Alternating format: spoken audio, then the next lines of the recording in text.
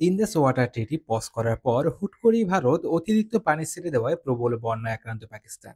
এদিকে আজ ভোররাত হতেই লাইন অফ কন্ট্রোলে বেশ ভারী গোলাবর্ষণ হয়েছে পাক এবং ইন্ডিয়ান আর্মির ভেতরে। ইরানে বন্দর আব্বাস পোর্টে বিস্ফোরণে এখন অব্দি 18 জনের মৃত্যুর খবর পাওয়া গেছে, আহত 750 প্লাস। এদিকে লাস্ট 3 দিন গাজায় ইসরায়েল বাহিনীর হাতে 179 জন প্রাণ হারিয়েছে। পাকিস্তানকে সরাসরি সাপোর্ট দিচ্ছে তুর্কি এবং চীন। আমি ব্লাডিম্যান ফ্রম মাইনক্রাফট। আপনারা দেখছেন পলিসি মাইনিং। এই ভিডিওটি দেখুন। We were all saying that it will be a press conference. You can't just come in and read statements and go. What are you afraid of? What is the army afraid of? Why are they running away like this? What a shame.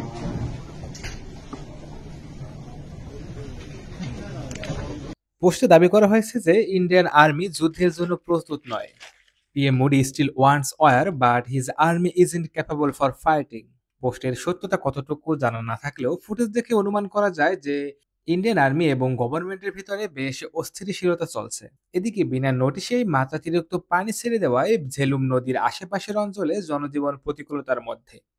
ভোর রাত হতেই line of কন্ট্রোলের Lopo ভ্যালিতে Indian army এবং পাকিস্তানি আর্মির ভিতরে বেশ ভারী মাত্রায় গোলাগুলি হয়েছে।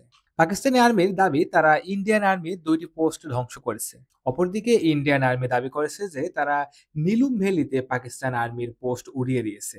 এফবিআই ডিরেক্টর ক্যাশ প্যাটেলকে ইন্ডিয়া পাকিস্তান ইস্যুতে ইন্ডিয়া সাপোর্টে কথা বলতে দেখা গেছে। যদিও ডোনাল্ড ট্রাম্প গতকাল এটাকে ইন্ডিয়া পাকিস্তানের নিজেদের ব্যাপার বলে যুক্তরাষ্ট্র এখানে কারো পক্ষে থাকবে না বলেছেন।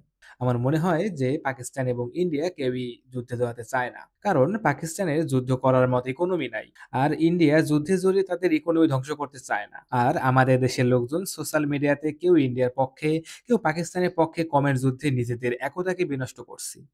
আরে ভাই, যদি আসলেই যুদ্ধ হয় তাহলে তার ইম্প্যাক্ট আমাদের দেশের উপরে পড়বে, আর তখন আমাদের মাঝে সবচেয়ে বেশি দরকার হবে আমাদের একতা। আসুন এই সময়ে আমরা আমাদের একতাকে নষ্ট না করি। ইরানের বন্দর আব্বাস পোর্টে গতকাল যে ভয়াবহ বিস্ফোরণ হয়েছিল তাতে এখন পর্যন্ত 18 জনের মৃত্যুর খবর পাওয়া গেছে এবং আহতের সংখ্যা 750 প্লাস। ইরানের গভর্নমেন্ট থেকে বলা হয়েছে যে এটি একটি দুর্ঘটনা, তবে অনেকেই মনে করছে যে এর পিছনে ইসরায়েল এবং যুক্তরাষ্ট্রের হাত থাকতে পারে। এদিকে গত 72 ঘন্টায় গাজায় নিহতের সংখ্যা 179 এবং গাজা হেলথ মিনিস্ট্রি দাবি করেছে যে তার অধিকাংশই সিভিলিয়ান। কেমন লাগলো আমাদের এই উপস্থাপনা? কমেন্টে জানাতে পারেন। পলিসি মাইনিং এ এখন থেকে রেগুলার বেসিসে ওয়ার্ল্ড অর্ডার, কারেন্ট অ্যাফেয়ার্স এবং জিওপলিটিক্যাল আপডেট পেতে সাবস্ক্রাইব করে নোটিফিকেশন অন করে রাখুন। আর হ্যাঁ, লাইক কিন্তু করেননি।